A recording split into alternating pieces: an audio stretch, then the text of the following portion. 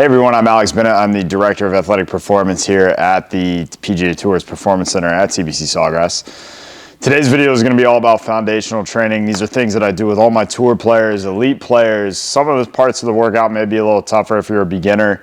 You can always adjust, always message me in the comments. I can always give you some adjustments to do. We're going to start right up against the wall.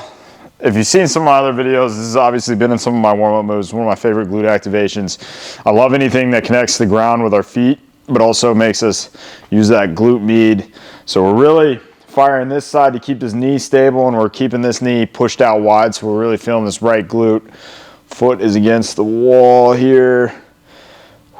Trying to work that foot flat. We're doing a 10-second hold. Like I said, you're gonna feel those glutes. And then we're gonna switch. Dig this big toe down. Feel like you're spreading the legs out. Don't get this foot too far up the wall. You want that leg about 90 degrees. And we're just trying to get these glutes activated, these lateral stabilizers that are really important when it comes to having a balanced pelvis, but also if you want to improve the way you load, the way you use your hips, the way you use your glutes. Very important to make sure these are awake and firing before you even start working out, before you start playing. We're gonna do 3 sets of these, and like I said, 10-second hold. So here we're gonna do a little 90-90 stretch, but we're gonna focus on kind of getting that glute active and opening up our rib cage. So we're gonna get here, make sure this leg is 90 degrees. We're feeling like we're dry. We are dry. We're not feeling like we're doing it, we're doing it. We're driving this foot back into this plate, into a wall, dumbbell, anything that's fixed that you feel like you can get this glute to really activate as you're pushing back, use. So now, instead of reaching out over this left leg to get the stretch in the left glute, we're actually just gonna go down to our elbow here, and we're gonna reach this arm up, and like I said, this whole time we're pushing back to get this glute to engage, so we're not using this hip flexor at all. We almost will feel stretch through this hip flexor. And then we're gonna do 10 breaths on this side, just opening up this rib cage. If you're a right-handed player, you're side bending to the right all day, every swing. So we see a lot of compression through the rib cage. That's why we want to open it up just like this, and we really want to focus on breathing and getting some expansion through that rib cage. And the more we can do so while firing that right glute, the better when it comes to anatomically speaking anyway. So focus on those breaths. Feel like each breath the rib cage expands. And like I said, I like to do 10 breaths. And the constant here is just pushing back, feeling that right glute. Squeeze. I'm not gonna make you listen to me. Do 10 breaths. Always switch sides. Also pay attention to what one side feels like compared to the other. It's gonna tell you a lot about any imbalances you have, and it's a good thing to pay attention to. And if you have any questions about those imbalances, shoot them my way, and I'll answer them in the comments. On to the next move. So this move right here, we're gonna use a barbell. I've got 25s on each side. This is about half the weight I could normally barbell thrust. The reason we're doing this is we're gonna do a 5-second pause at the top. We're really focused on that posterior tuck. If your pelvis, and this is the front, this is the back, if your pelvis was a bucket of water, you're gonna be trying to pour the water out of the back of the bucket through glute engagement, through squeezing the glutes, squeezing the low abs. Really important, obviously, to have something that's not hurting you while you're doing it. So obviously I have a pad here, I have a pad here. You can even just do this laying on the ground. The reason I don't want you to go as high as a bench is because we really are focused more on this top half of the move, where we're really squeezing the glutes, maintaining that pelvic control and a posterior tilt. So we're gonna pull it up to the hips. We're gonna get the feet flat on the ground just like this. And then we're gonna tuck the hips under. I'm just holding this bar steady here. We're gonna do a 5-second hold. You can see too, both my big toes are on the ground. My feet are hip width apart. We're gonna come back down. And notice I didn't just arch my low back to get this bar down. Everything came up. So we're really working the glutes through this hinge pattern. We're tucked underneath. Abs are engaged. 5 seconds. We're doing 5 reps. The glutes will be burning. By the end of this, this might seem like light weight, but they will be burning. So much of us are used to just going up and down with the weight, not actually using the proper muscles to get the weight up, and we're just kind of moving the weight, which doesn't really do us much good in the long run. And as an athlete, we really need to make sure we're doing it with the right muscles engaged. That way we know it's going to actually transfer to our sport. My glutes are on fire. I think that was 5. I'm going to do one more because I think it might have been 4.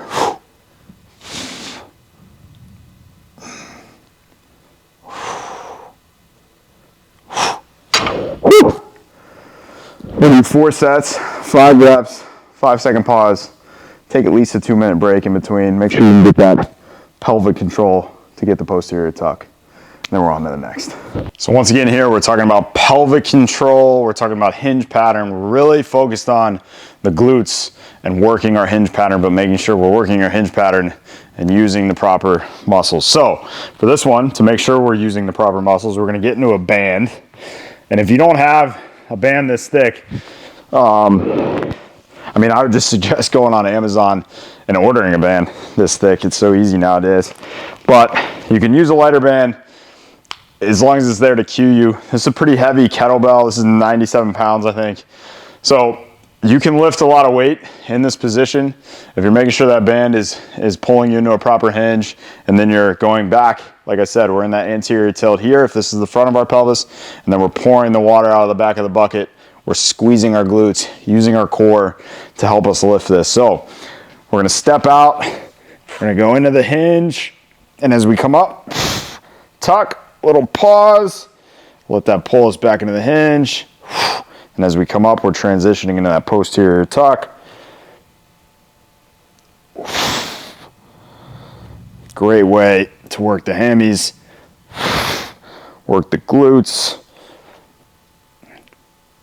A lot safer than a traditional deadlift on the low back.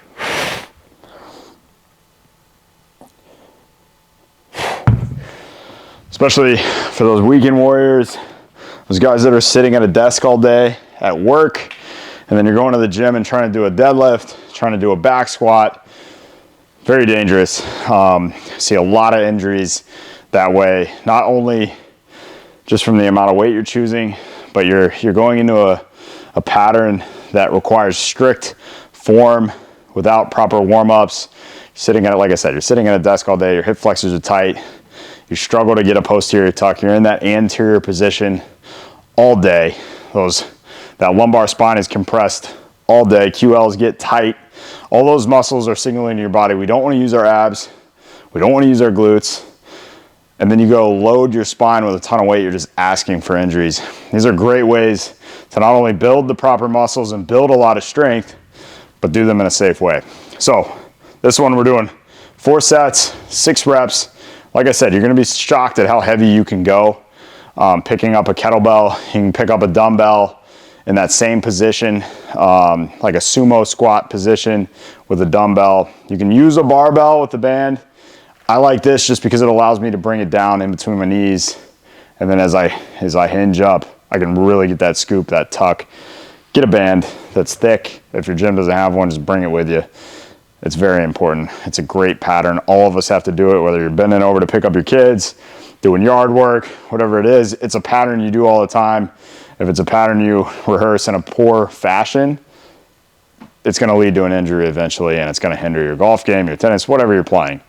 It's gonna hinder it. So 4 sets, 6 reps, we're on to the next move. So this move right here, we're really tucking the hip underneath, feeling that glute active, letting this kind of pull us forward. And then as we row back, straight line here, you're gonna feel that stretch through the hip flexor. We're gonna do 6 reps. You can pick a decent amount of weight. Get the shoulder blade open. I don't wanna see you rowing like this where that shoulder is closed. Tuck, use that lat. A little bit of side bend coming back.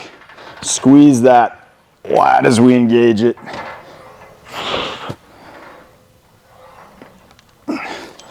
Switch sides. And this side is the side I lengthen a million times in my life. As I'm side bending to the right, hitting a golf shot, I'm lengthening my left side. it's so important here that as we row, we're squeezing this left glute, yes, but we're getting a little bit of side tilt. A lot of times with our players, especially PGA Tour players, they feel like they're side bending to the left and they're neutral. But it's just because they're so used to side bending to the right that when they're neutral on the left, that feels like they're tilting left and using that lat. But in reality, they're not. They're just so used to side bending one way that this just gets over lengthened and disengaged. Leads to, when we do heavy work, we see guys cramp in their left lat, their left oblique. They're not used to engaging. They're not used to being in a shortened position on that side. But it's super important to engage and use that right side, not only for health and health of the body, but also that left side plays a large part stabilizing the club head at the top of the swing and also bringing it down in front of you at the bottom of the swing and creating speed. So it's really important we use it the correct way. 4 sets, 6 reps on this move. So here we're gonna do a dead bug. So many players lack hip extension while maintaining their core. So we're really focused on maintaining our core and gaining hip extension here. We're gonna alternate legs and arms. The key here, and what I do a lot of times with my players, is obviously we make sure that low back is flat, so we're in that slight posterior tuck. We're really pushing our arms and our knees into each other. I usually come by and I say, if I can hit this ball out of your hands, you're not squeezing as hard. So we're gonna squeeze, alternate, keep that low back flat. It's gonna be really hard to talk through this one.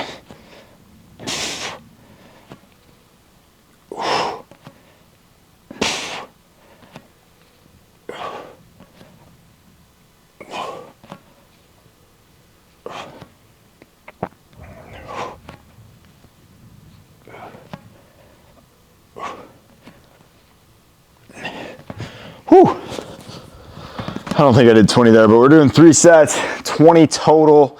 That's 10 on each arm. Like I said, focus on getting the legs to lengthen, the heel to tap, but we're keeping that posterior tuck, keeping the low back flat on the ground. So this lunge row here, there's a variation I really like that we lunge into. That's more glute focused. Here we're gonna really focus on squeezing this glute, lengthening the hip flexor, but this rib cage, our belly button, everything's gonna stay straight forward. We're gonna lunge down, we're gonna feel this left quad, then we're gonna row. So I'm squeezing this right glute. Almost feeling a stretch. The right hip flexor, right quad the whole time.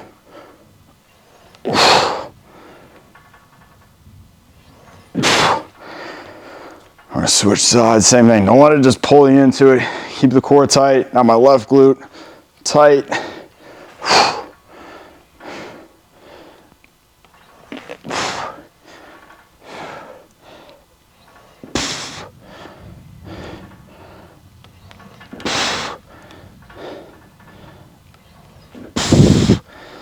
I'm gonna do 4 sets, 6 reps. So here we're just doing a Zapman Curl. Great for the elbows, great for the grip strength. We're gonna do 6 reps.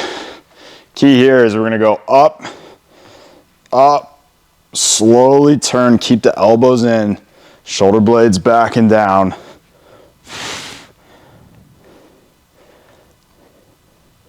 We're gonna do 6. I think I already said that, but we're gonna do 6.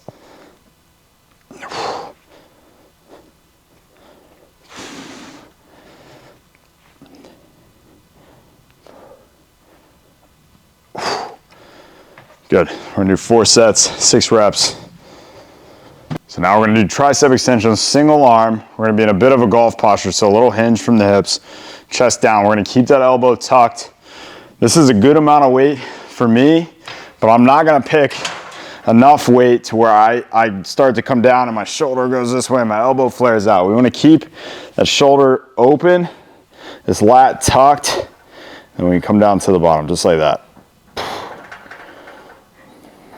We're doing 6 reps, like a little pause at the bottom. Really squeeze that tricep.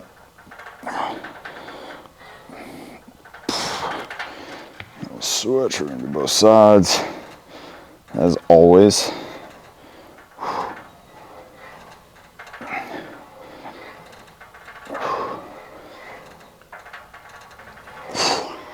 4 sets, 6 reps.